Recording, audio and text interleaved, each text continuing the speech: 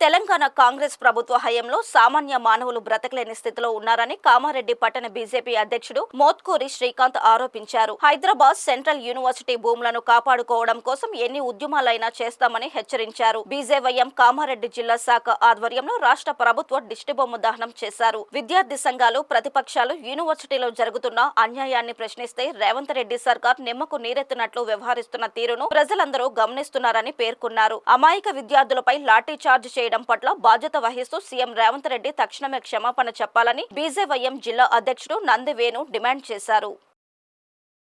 ఈరోజు తెలంగాణ ప్రభుత్వం పూర్తిగా విఫలమైందని చెప్పొచ్చు. ఎందుకంటే హైదరాబాద్ సెంట్రల్ యూనివర్సిటీకి సంబంధించిన 400 ఎకరాలను అమ్మాలని చూస్తున్నది. ఇది పూర్తిగా ప్రజా వ్యతిరేక చర్య. మొత్తం ప్రభుత్వం ఏదైతే 14 సంవత్సరాల నుంచి మీరు పూర్తిగా విఫలమైందని ఈరోజు చెప్పడం జరుగుతుంది. మీరు ప్రజలకు సంబంధించి ఒక్క మంచి పని చేసినా కూడా మీరు ప్రజాక్షేత్రంకి రావాలి. మీరు ప్రజలకు ఎందుకు వస్తలేరు? లోకల్ బాడీ ఎలక్షన్స్ ఎందుకు పెడతలేరు? మీరు ఎందుకు పెడతలేరు అంటే మీరు పూర్తిగా వైఫల్యం అయిపోయారు. 6 గ్యారంటీలు అన్నారు, ఒక్క గ్యారంటీ కూడా తీర్చలేని పరిస్థితిలో మీరు ఈరోజు మీ ప్రభుత్వాన్ని నడిపిస్తున్నారు.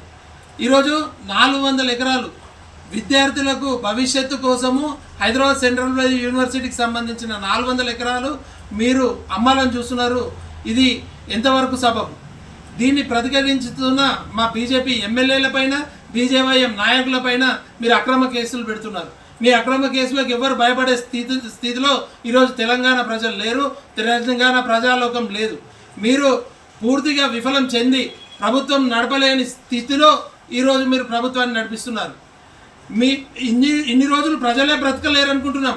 ఇప్పుడు మన 400 ఎకరాల్లో ఉన్న మన జంతువులు కానీ, పక్షులు కానీ మీరు అవిటిని కూడా బతకలేని స్టేజ్లోకి మీరు తీసుకురావడం జరిగింది. మీకు చేత కాకపోతే గౌరవంగా తప్పుకోవాలి. అంతేగాని మీరు విద్యార్థులతో పెట్టుకున్న ఏ ప్రభుత్వం కూడా నిలబడ్డ దాఖలాలు మన లేవు. దీన్ని గమనించాలి. మీరు దీన్ని వెంటనే ఉపసంహరించుకొని ఏదైతే 400 ఎకరాలు హెచ్యుకి సంబంధించిన 400 ఎకరాలు మీరు నిన్నటి రోజు మన ఎన్విరాన్మెంట్ సెంట్రల్ మీరు ఏవైతే ట్రీస్ కట్ చేయొద్దు అని గవర్నమెంట్ స్టే కూడా ఉంది, హైకోర్టు నుండి కూడా స్టే రావడం జరిగింది. అట్లయినా కూడా మీరు అక్కడ పనులు ఆపుతలేరు. వెంటనే చెట్లు తీసేయడం అనేది, క్లీన్ చేయడం అనేది ఆపేయాలని చెప్పి మీకు ఎన్విరాన్మెంట్కి సంబంధించిన శాఖ నుండి ఉత్తర్వులు జారీ అయినాయి. దాన్ని కూడా బేఖతర చేస్తూ, కోర్టును ధిక్కరిస్తూ, మీరు ప్రభుత్వానికి ధిక్కరిస్తూ మీరు ఇలా చేయడం భావ్యం కాదు. రాబోయే రోజుల్లో భారతీయ జనతా పార్టీ పక్షాన ఉద్యమం ఉవ్వెత్తున లేపి మీరు ఉపసంహరించుకొని ఎడల మీ మెడలు వంచి ఈ కార్యక్రమాన్ని ఆపడానికి మేము మున్ముందు ఉండి పోరాటం చేయడం దలుచుకుంటుంది.